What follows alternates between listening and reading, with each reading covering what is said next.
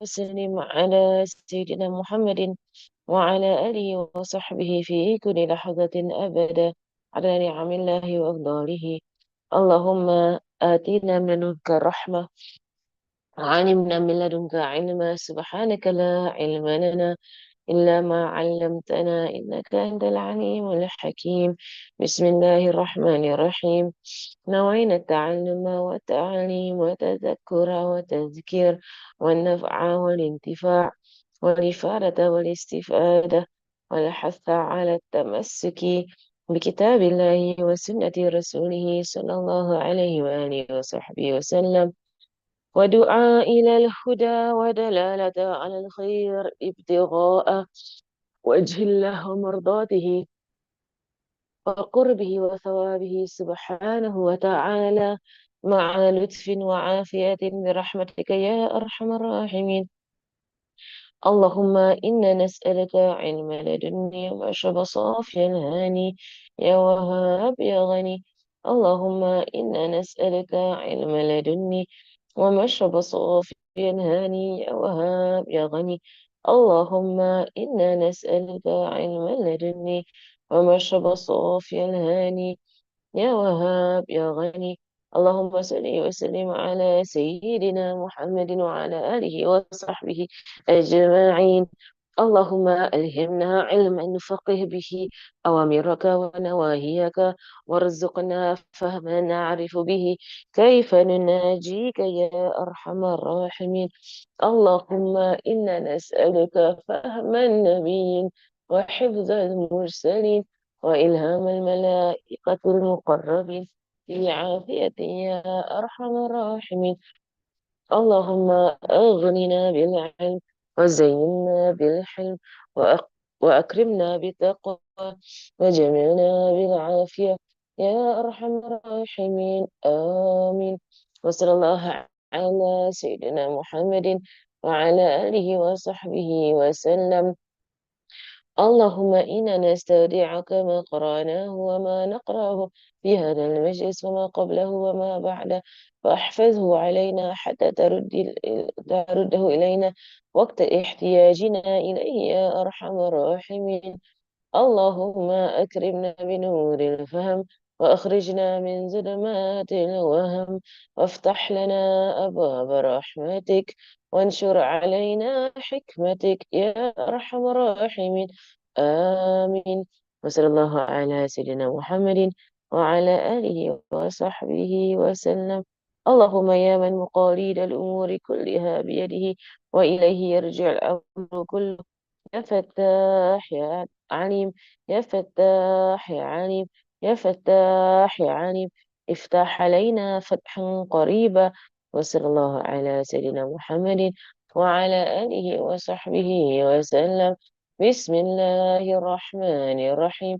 رب اشرح لي صدري ويسر لي أمري واحلل عقدة من لساني يفقه قولي، وسدد لساني واهد قلبي، واجعل كذلك بأحبابي أبدا، وارزقنا كمال فتوح العارفين والفقه في الدين، مع كمال الإخلاص الصدق واليقين والعافية الغنى والنصر والحفظ والنفع والانتفاع وخيرات الدارين وعلوم الأولين والآخرين. آمين. وصلى الله على سيدنا محمد وعلى آله وصحبه وسلم، والحمد لله رب العالمين. آمين. بسم الله الرحمن الرحيم. يا حبابتي يا سيدتي يا فاطمة يا بنت رسول الله، صلاة الله وسلامه الأتمان كما على أبيك وأمك وعليك وعلى زوجك وعلى بنيك وعلى من والاكم لله.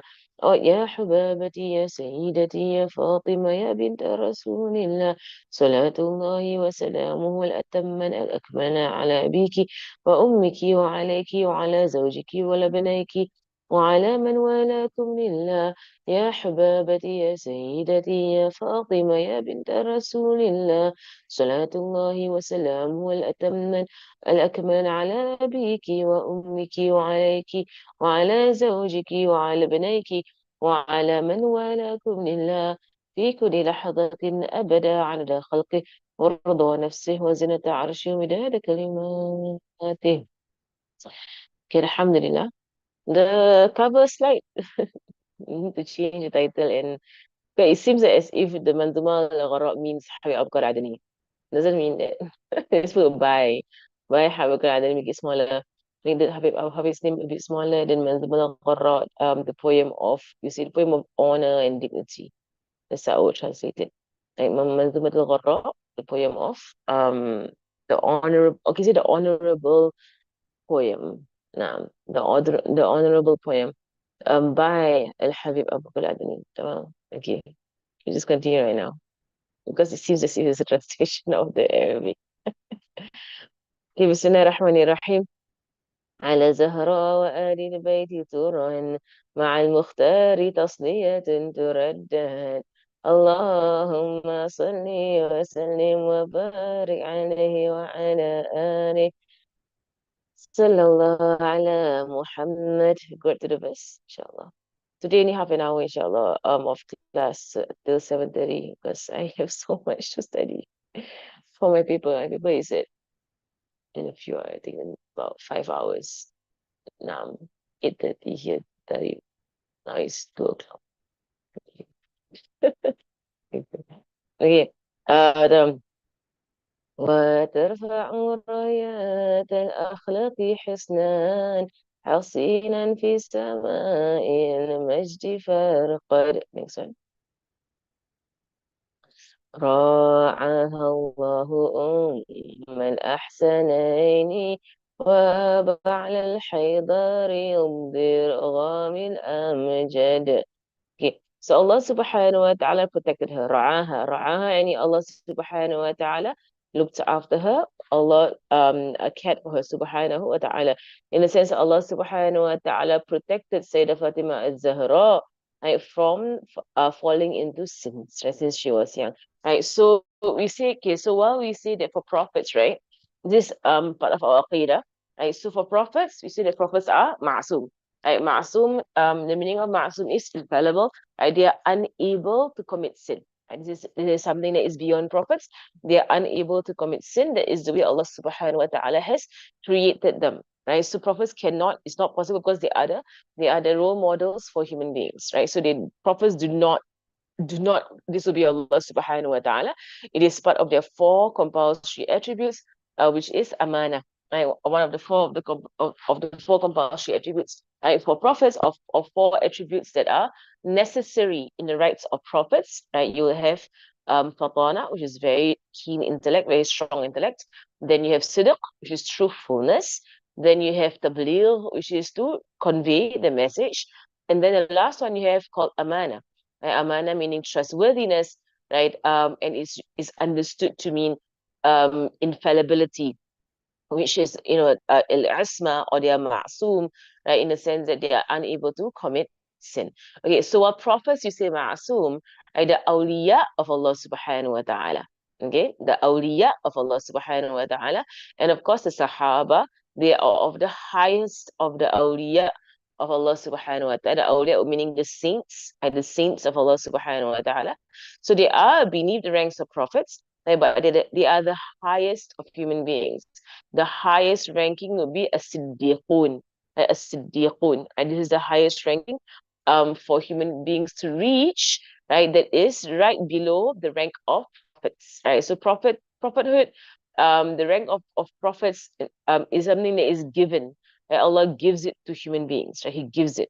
Right? Whereas for wilaya, so for prophethood, a human being cannot strive in righteousness to attain prophethood. It's not possible. All right. Prophethood is given. The prophets are selected, by Allah subhanahu wa ta'ala, and then they are given um prophethood. Whereas wilaya, which is sainthood, right? Sainthood can be given, it can be striven for.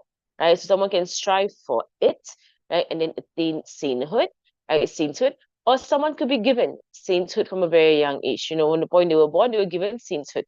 And we know of many stories of both types, right? So the highest level of sainthood, right? You say, wilaya, being a wali, right, of the awliya of Allah subhanahu wa ta'ala, the highest level is siddiqah, right? Siddiqah, or Siddiqiyah, right? That is the highest level below prophets.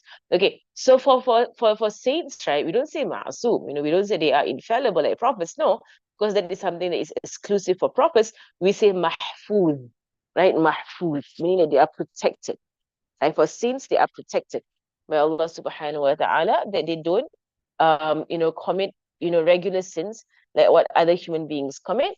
Right? But what they commit that might be, what they would consider as lapses, we would consider as good deeds. Subhanallah.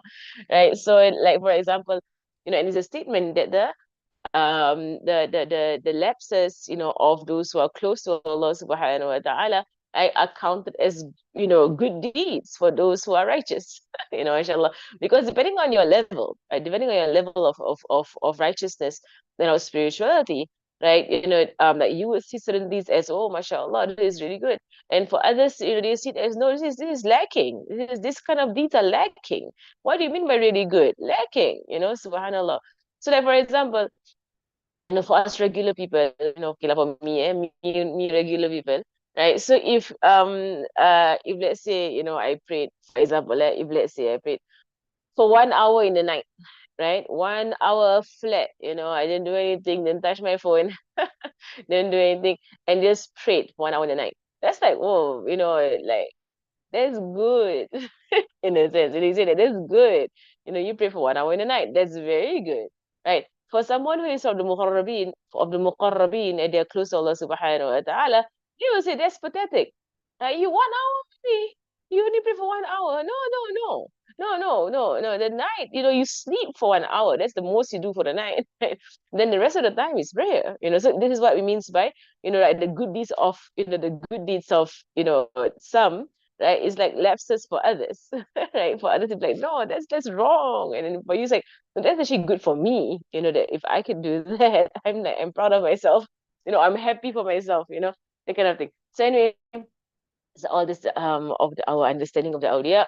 Sayyidah Fatima az-Zahra, Sayyidah Fatima az-Zahra, she is of the highest, in fact, the highest, you will see, human being after prophets, right? She is the highest ranking human being after prophets, higher than Sayyidina Abu Bakr as-Siddiq, yes, higher. So when they say they rank the Sahaba, right? They rank the Sahaba, they are not counting about Sayyidah Fatimah Zahra. They're not counting in Sayyidah Fatimah Zahra. So when you see the statements, okay, Sahabas are ranked like this, and they put the best of them, Sayyidina Abu Bakr as-Siddiq, then Sayyidina Umar, Sayyidina Uthman, Sayyidina Ali, then they'll say the Asham Bashir bil Jannah, like the 10 who are given the good news of paradise, and so on and so forth, and they'll go in the ranking in that way. Right? You might find that in some books, like that rank the companions of Rasulullah sallallahu alaihi wasallam, right? So are you wondering, like, well, I don't see the daughters of Rasulullah sallallahu alaihi wasallam in this ranking. I don't see the wives of Rasulullah sallallahu alaihi wasallam in this ranking. Yeah, they are not included in the ranking because they are above everybody else already. So they are all placed to the side first. Then the rest of the companions are being ranked, right? This is the women around Rasulullah sallallahu alaihi wasallam, and they are the best of the companions, right, around Rasulullah sallallahu alaihi wasallam. So the best of them is Sayyidah Fatima Zahra. So which means that she is of the highest awliya. Right? She is in fact not of the highest, but the highest. Right? She has reached the highest level of wilaya, the highest level of sainthood for Allah subhanahu wa ta'ala. Mahfudha, yes, is she protected? Does Allah watch over her and protect her from sins? Yes, right. She is protected from sins. And so an example, to show her ranking, right? Because the higher you are, right, the more, the higher the standard, right, for a person. So the last lesson I mentioned, right, about how Rasulullah sallallahu alaihi wasallam frowned, right, upon at her, right, or he frowned, just not at her, but he frowned, right, when he saw her wearing some gold jewelry, right? So wearing gold jewelry is not wrong, it's not haram, right? A woman can wear that, especially if your husband gave it to you. So for us regular people, right, us regular people, right, yeah, I mean, if my husband bought me gold jewelry, I will wear it, right? And it's not a big deal. Like, you won't say, oh, I Ustazah, how can you have no gold jewelry? You won't say that to me. You will say, hey, how dare you have gold jewelry? No, right? And it's normal. My husband bought me a gold ring, for example. Right? It is normal for us regular, as human beings who are of a lower level, right? For Sayyidah Fatima Zahra, no, Rasulullah Sallallahu Alaihi Wasallam wants higher for her. He wants higher for her, better for her, right? He doesn't want dunya on her at all, even though it's permissible, but he does not want it, right? Can someone have a servant? Yes, you can have a servant. Yes, you can have. I think there was a question once before somebody asked this question about, want to follow Sayyidah Fatima Zahra. Then this entire thing about, her asking for a servant, and Rasulullah said to her, I will give you some dhikr, instead of a servant, and he taught her the Zikr Fatimi, right? I think I saw a question somewhere. Was it in our classes or somewhere? I don't know where, right? Whereby someone asked, like, then in that case, women who actually ask for servants, are they blamed? If I have like a helper in the house, am I blamed? I do have a helper in the house, that kind of thing. Subhanallah, you need to see that the story here is showing the rank of Sayyidah Fatima Zahra. Okay, understand that. Understand how stories are supposed to be understood. Okay, right. The story here is to understand the rank of Sayyidah Fatima Zahra, right? So do we have to say like, oh, then it means that I shouldn't be getting a helper. I cannot get a helper, but I really need a helper. Then what am I going to do? That kind of thing. No, no, no. The story here, right? Because we are all lower ranking than Sayyidah Fatima Zahra, we are weaker spiritually than Sayyidah Fatima Zahra. We need our helper and we need our dhikr. We need both. For most of us. Some of us, you don't need helpers, but for some of us, we do need helpers, and it's perfectly normal. It's perfectly fine.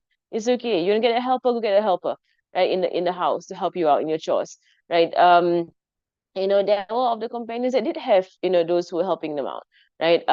In Sayyidina Aisha, she had, she had someone who helped her out. Like there were those, that would have people who helped them out, right? In that, of course, Sayyidina Barakah was there all the while, helping out Sayyidina Khadija in the household, right? So so it's not blameworthy, but it's just that Rasulullah Sallallahu Alaihi Wasallam held his daughter higher, right, in expectation, right? There was a higher expectation on her, like being the daughter of the Prophet, sallallahu alaihi wasallam, right? That dunyawi matters you handle yourself, right? Having dunya on your person. Nope, not no no. This is the Prophet wants something higher for her, higher for her.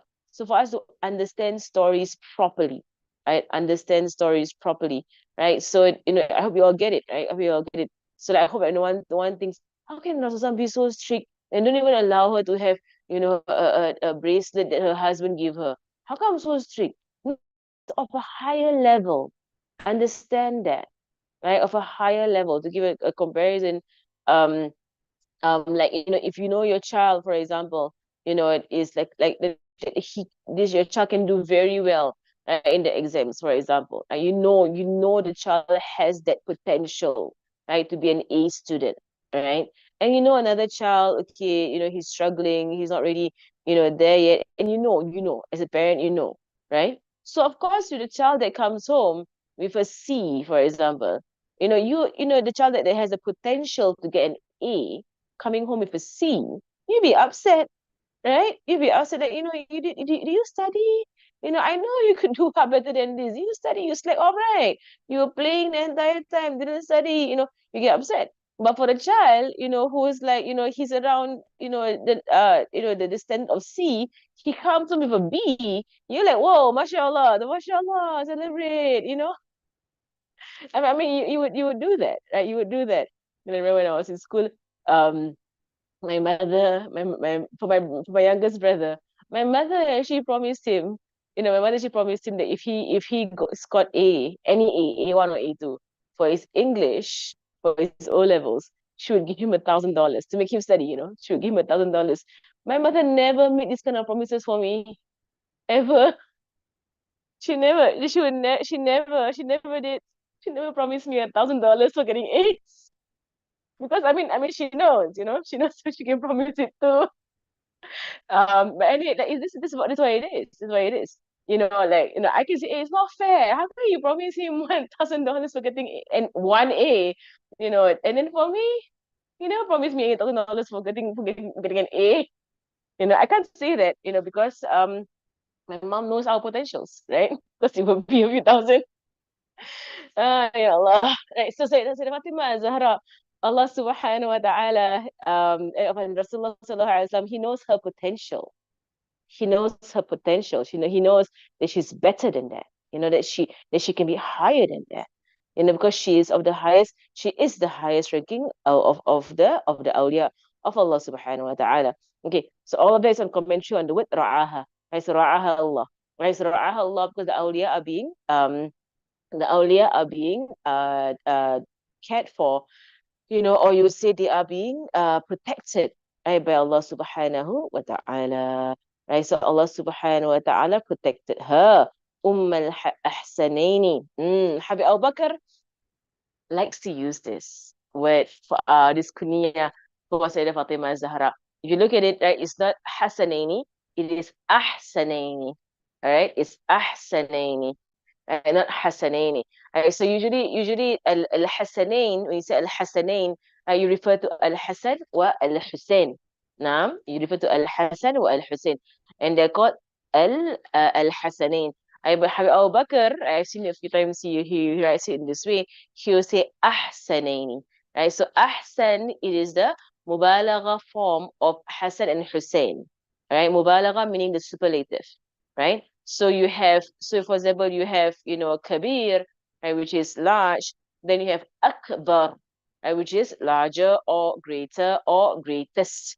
Right? That is the superlative form for the Arabic language. You go in that way. Right? So jamil, right, beautiful. Then you have ajmal. Right? Ajmal it means even more beautiful, or it could be the most beautiful. It could have the meaning of more, or could have the meaning of most. Right? It can be in both levels of it being a superlative. Right? So Hasan, Hasan. Right? So Hasan meaning beautiful or good, right? Hasan. And of course, we know the names of the names of the sons of Sayyidah Fatima az-Zahra, right? The names were given by Rasulullah sallallahu alaihi wasallam.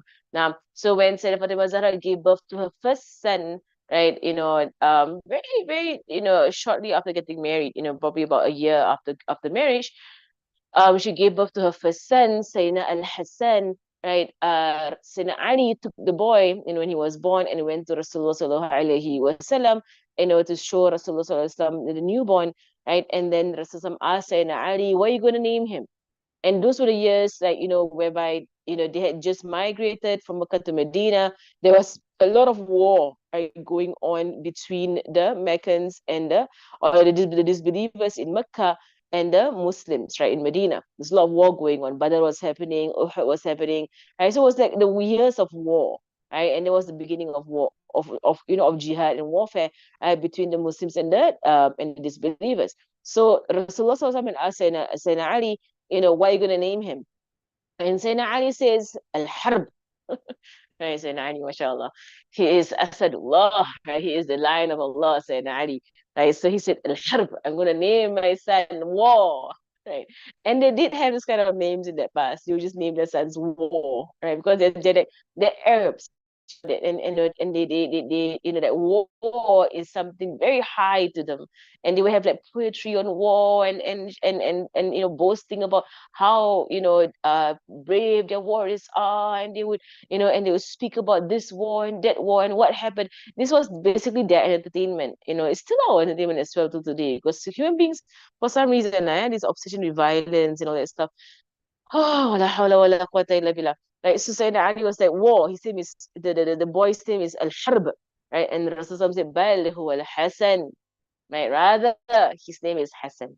Okay, Rasul gave the name. Right, he said, no, not Harb, not war, not war. His name is Hasan. Okay, Hasan, meaning goodness. Al-Hasan, goodness. Al-Hasan also has the meaning of beauty. Right? Hasan al-Wajh. Right? He has a beautiful face. Right? So it has the meaning of goodness and of beauty. And that is the way our Prophet sallallahu alaihi wasallam is. Right? That he always points that way.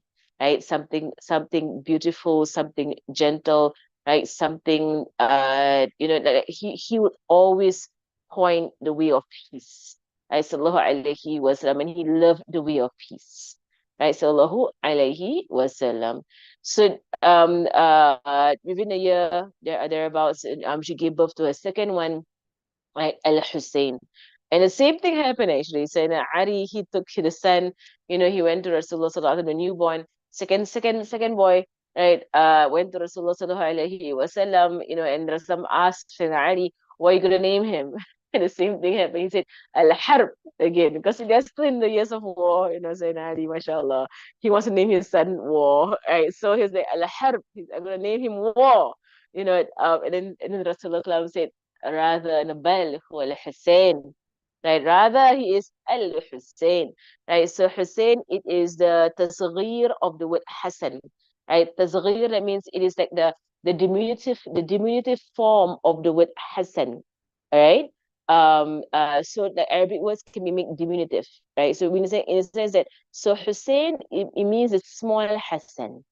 Okay, Hussein means the small Hassan. Hassan is Hassan, the one, of goodness and beauty. Then Hussein is the little one of goodness and beauty, right? The smaller one, right? So it's like how you have like Abu Huraira, al-Hir, right?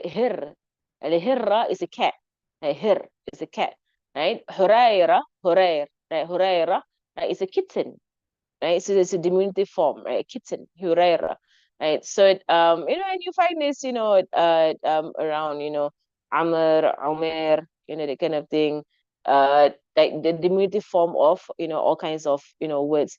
So he said, Bal huwa al-Hussein, right? He is, the little one, the little good one, small one, right? And then instead of Fatima, Zahra went on to have four more children, right? They said that she has six children, right? Three boys and three girls. I said Fatima Zahra, they said she had six children, right? Two of them passed away in infancy, right?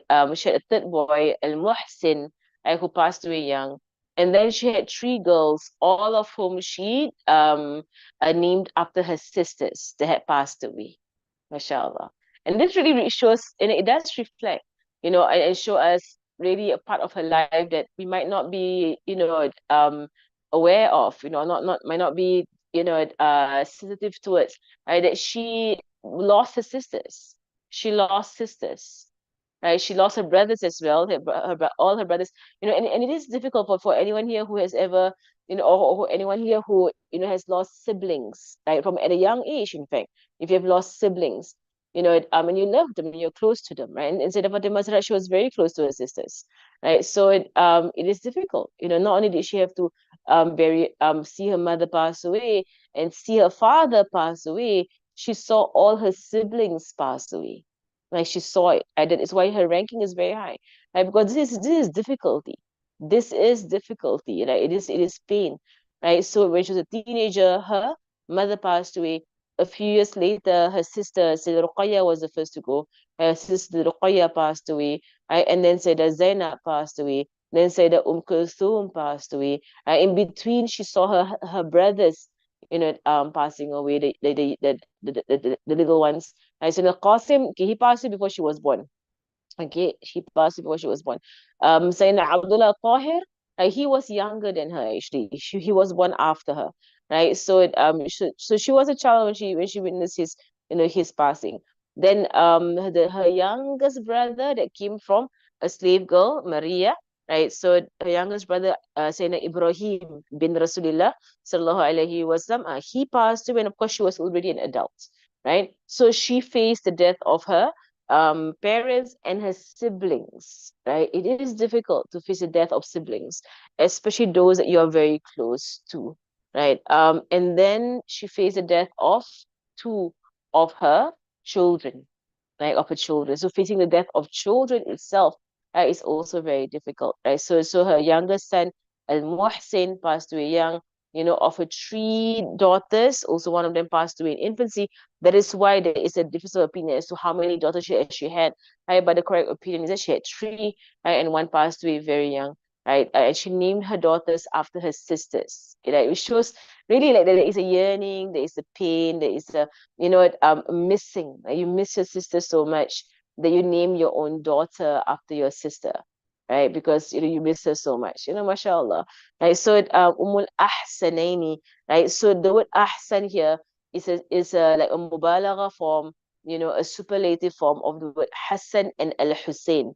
So she is the mother of the best, right? So if Hassan means good, Ahsan means best, right? Best, right? So of the two who are the best, right? Or the two, and they are called Shababu Ahl Jannah. Right? So Al Hassan and Al Hussein, right? They are called the young men, the leaders of the young men, of the people of Jannah. Then her husband Al Haydar, Al Dirr, Ghamil Amjad, right? So and her husband Sayyidina Ali Al Haydar. Al Haydar is a name that Rasulullah Sallallahu Alaihi Wasallam gave to Sayyidina Ali. Right? It has the meaning of lion. It has the meaning of lion. I mean, it shows courage, it shows bravery, it shows strength. Like Sayyidina Ali, he was a warrior, right? He was a warrior. In fact, it's a very beautiful story, mashallah. Of Sayyidina Fatima Zahra after she had married Sayyidina Ali, she was, you would say it's a form of flirting, of course, between husband and wife. Right? So she said Sayyidina Ali, before I married you, she said to him, before I married you, in Mecca, there was this young man that I really admired. And so Ali was like, what? What young man you really admired? So, yeah, he was so courageous and he was so religious and and she went on saying all the great traits of this young man. And I really, really used to admire him, and like really, like liked him. And Sayyidina Ali was like, then are you content being married to me? You didn't get to marry him, you married me. And then she was like, yeah, no, I married him. Meaning she's like, it was you, I was like, I'm admiring you, right? So I did marry him eventually, mashallah. Because I said the Fatima Zahra, they grew up in the same household and they grew up in the same household, right? They had the same teacher, the same nurturer. The Prophet Sallallahu Alaihi Wasallam, they're both the graduates of the school of the Prophet Sallallahu Alaihi Wasallam, right? So they both grew up in the house of Rasulullah Sallallahu Alaihi Wasallam. Sayyidina Ali came to the house of Rasulullah Sallallahu Alaihi Wasallam when he was 10 years old, right? And that is from the goodness of the Prophet Sallallahu Alaihi Wasallam that he wanted to repay his uncle, Abu Talib, for looking after him, right, when he was an orphan. Right. So when he was young, he was orphaned, and his uncle took him in. His uncle looked after him until he became grown. Right. So when he was a grown man with his own family, married, right, he turned to his uncle Abu Talib, who had many children, was very poor. Right. So Abu Talib was very poor with many, many children, and he offered to his uncle Abu Talib to repay the kindness that his uncle showed him, and said to his uncle, let me take in one of your sons, and I will look after him, to kind of like, assist the uncle like in the load because he had so many children, right? And of course, so the son that was taken in by Rasulullah Sallallahu Alaihi Wasallam, to raise, right, was Sayyidina Ali. And Sayyidina Ali was the son of Abu Talib that came to the house of Rasulullah Sallallahu Alaihi Wasallam when he was very young actually. Often he didn't come in at the age of 10. No, he was 10 years old when the revelation came, right? He was 10 years old when the revelation came to Rasulullah Sallallahu Alaihi Wasallam, but he was in the household since he was young, right? Since he was very young. And he was already in the house of Rasulullah Sallallahu Alaihi Wasallam. That is why I said Fatima Zahra, they are of the same understanding because they grew up in the same household, right? It's mashallah, right? They grew up in the same household. They're of the same mentality, the same understanding, the same mindset, the same piety. They're mashallah, mashallah. And in fact, there's a story, but I'll tell it tomorrow, inshallah, because I have to study, Allah. There's a story whereby once in Ali Sayyida Fatima Zahra had like not an argument, but like a discussion. Who is more beloved to Rasulullah Sallallahu Alaihi Wasallam? Have you heard the story before? Sayyidina Aisha and Fatima Zahra, they were discussing with each other, like who is more beloved to Rasulullah Sallallahu Alaihi Wasallam. And Sayyidina Fatima Zahra was like, no, I am more beloved to the Prophet Sallallahu Alaihi Wasallam. And Sayyidina Ali said, no, I am more beloved to Rasulullah Sallallahu Alaihi Wasallam. Okay, let's settle this. Let's go to the Prophet Sallallahu Alaihi Wasallam and ask him. Oh, ya Allah. He brought the both of them up. And so they're both like his children. Sallallahu Alaihi Wasallam. Sayyidina Ali was his cousin, right? But like his child because he brought up Sayyidina Ali since he was a young boy, right? So it's like two of them coming to the Rasul and asking them, who do you love most? Like, who do you love most? Me or Fatima? Sayyidina Ali asked Rasulullah Sallallahu Alaihi Wasallam. Inshallah, tomorrow I'll answer the question. Barakallahu fikum. Right. Let me just finish this line. Ad-dir. Ad-dir, so Haidar means the lion, the lion of Allah subhanahu wa ta'ala. Right. He, so he's of bravery and courage and strength. Right. And Sayyidina Ali was known for that. He was a warrior. Right. And not to be messed with. That's why in Badr, he was of the three that were called forward to a duel. Right. To fight this, he was in a duel. Because then Ali, then when he is on battlefield, and no one dares to come near him. I say Ali, karamallahu wajha.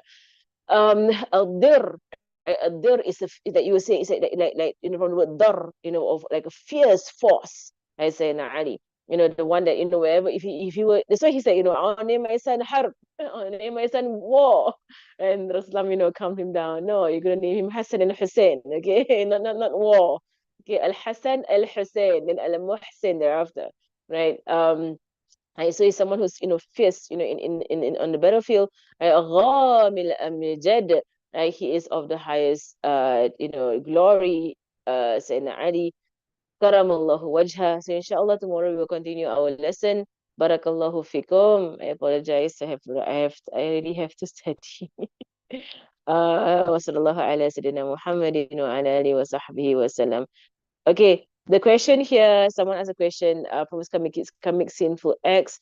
What about Sayyidina Adam and Sayyidina Hawa going to the tree? Right? Is it meant to happen? But it is meant to happen. It's in the decree of Allah subhanahu wa ta'ala. Right? Your mother said some prophets do sins. That's not true. I'm sorry to say that about your mother, but that's not true. Right? Prophets cannot sin. It's not possible. It's not possible. That's our aqidah. It's not possible. I did explain this in our Aqidah classes, right? When I explained basic creed about different prophets. For Sayyidina Adam alayhi salam, it was not a sin, but it was a mistake. He, if you look at the narration correctly, right, Sayyidina Adam alayhi salam, he forgot which was the tree.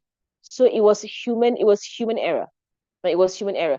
Can prophets make human error? Yes, they're still human beings. So he forgot which was a tree. There was one of the narrations that he forgot which was a tree, right? Or he forgot, right, about the commandment. Right? He forgot, right, about the commandment. He forgot. Right? So it wasn't that he wanted to disobey Allah subhanahu wa ta'ala willingly. No. It was not that he actually purposely went there and knew that he was disobeying, and therefore he will disobey Allah subhanahu wa ta'ala. No, that didn't happen. Nabi Adam alayhi salam, he forgot. He forgot. So Habib Umar said that he forgot which was the tree because Shaitan confused him. Then he forgot which was the tree that was the haram tree. Right? And another narration said that he forgot, right, about the law that this particular tree is haram. Right? He actually forgot. Right? Same thing like, for example, Rasulullah sallallahu alaihi wasallam, there was once whereby they slept on a trip. So prophets can fall into mistake, right? Mistake or human lapses. They can. Like we say human weakness. It's called human weakness, right? So you can tell your mother, I hope you tell your mother, because it is a serious statement to say the prophets can do sins. It is a serious statement. It's against our aqidah. It is against our aqidah, right? To say that prophets can do sins. The Christians and the Jews say it, right? The Muslims do not say it. We cannot say it. It's against our aqidah, right? Against our belief system, right? That prophets commit sins. No, we cannot say that. Right? In fact, so we have to defend the prophets and say that no, prophets cannot commit sin. It is mustahil. It's impossible in the right prophets to commit sins, right? So, like for example, but can they have human weakness? Yes. Can it be possible that they forgot? Yes. Can it be possible that they mistook something and made a mistake? Possible. Is it possible that, for example, Rasulullah sallallahu alaihi wasallam, so you won't call these things sin, all right? You won't call these things sin.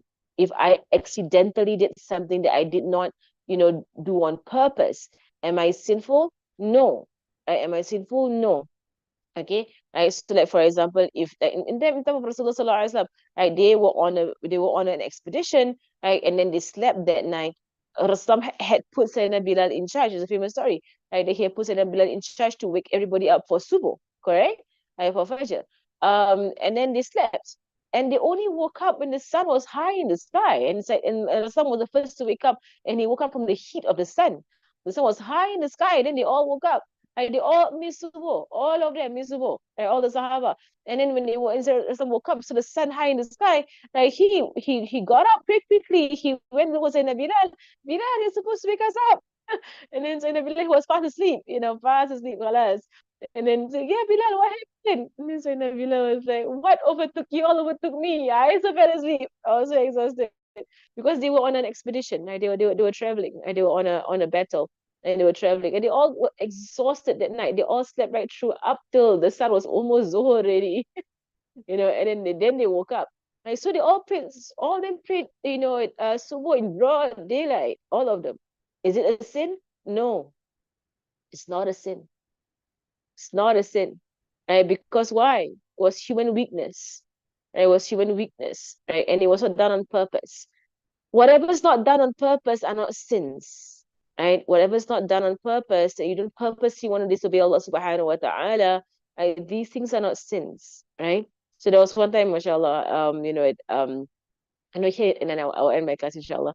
I hit, in Tarim, right? They take the position whereby for a woman, our aura is the entire body, including the face, right? And in here in Tarim, the opinion of Shafi'i madhab anyway, right? So anyway, we were once in Habib Mashur's house when he in his lifetime, mashallah, and you were in Haba Zahra's house, basically Haba Zahra's room, and you were studying fiqh with Hawa Maryam, and we were like we were coming to the end of the book, Safin Najah, we're having, yeah, doing a khatam, right? And Hababa had told Habib Mashur, who was alive at the time, um, right, that we wanted the ijaza from him, and we wanted an ijaza from him because we were finishing the book, right? So I still remember we were in the room, Habba Zahra's room, right, and we were studying Habba Maryam, and like her back was towards the door. We were all in one room, our faces were towards the door, right? So suddenly, Habib Mashur, he walked in, the room. We all looked up. He all looked at us. I still remember the moment. He looked, and we looked at him face to face. I mean, like literally, because in Tarim this never happens. A man never looks at your face at all in Tarim. It never happens. So we were all there. Our faces were not covered, of course, we're in class. Like, we looked up, he looked at us, he saw all of us in our faces uncovered. He got a shock, he didn't realize there was a woman in the room. And then he looked down and he walked out. MashaAllah. Then however was like, well, y'all got the nadra, y'all got it was not done on purpose. It was an accident. He walked in, not done on purpose. And you got the gaze, you got the Badra, Al Habib, he saw all of you studying, mashallah. But anyway, she was like, it's not sinful, because for them to take the opinion. So it's not sinful because it was an accident. If somebody walked in on you and your aura is uncovered, right? Is it sinful? No, it's an accident. It's not sinful. Okay. So for prophets, we don't say sin. We say, it's human limitation, right? Human limitation is that can happen for prophets. It can happen. Now, right? Mistakes. We say that mistakes, human limitation, this can happen for prophets, right? But not sin. It is haram to say that prophets can commit sin. وصلى الله على سيدنا محمد وعلى آله وصحبه وسلم والحمد لله رب العالمين سبحانك اللهم وبحمدك أشهد أن لا إله إلا أنت أستغفرك وأتوب إليك بسم الله الرحمن الرحيم الفاتحة أن الله رزقنا منافع وعاملنا خالصا مسلم والدلال على الهدى ويسر به قبل نبي محمد صلى الله عليه وآله وصحبه وسلم وإلى أرواح معلمنا وشيخنا وذوي الحق علينا وإلى حضرة النبي محمد صلى الله عليه وآله وصحبه وسلم الفاتحة. أعوذ بالله من الشيطان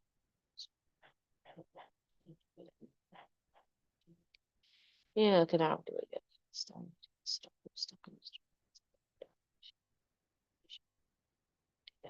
سبحانك اللهم وبحمدك أشهد أن لا إله إلا أنت أستغفرك وأتوب إليك بسم الله الرحمن الرحيم والعصر إن الإنسان لفي خسر الذين آمنوا بالصالحات والصالحات السلام عليكم ورحمة الله